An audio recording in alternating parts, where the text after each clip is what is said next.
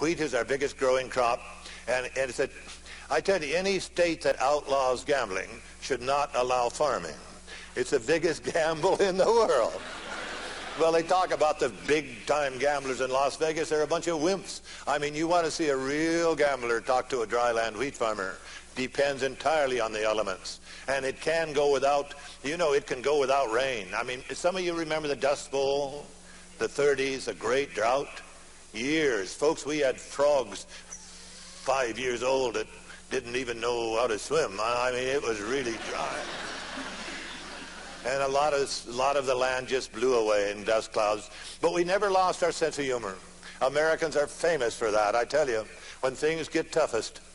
They tell a happy, funny, sad story about an old wheat farmer that came to the bank in Great Falls in those hard, dry years.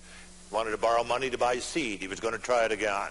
And the banker told him, John, he said, before I loan you the money, I'll have to drive out and look over your land.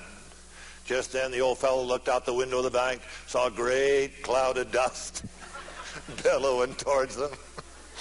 Never mind driving out, he said. Here it comes now.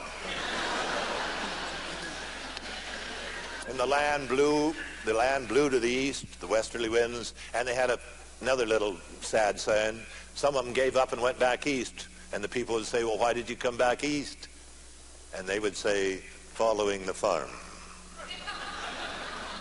This man was a cattleman. He's got 5,000 head of cattle, many of which would drink out of it. This was a lovely little lake. It's not snow, folks. The water is dehydrated in the drought and left the alkali. That's alkali. So he's still got 5,000 head of cattle and no place to drink. Farming is filled with hazards, none of which you control.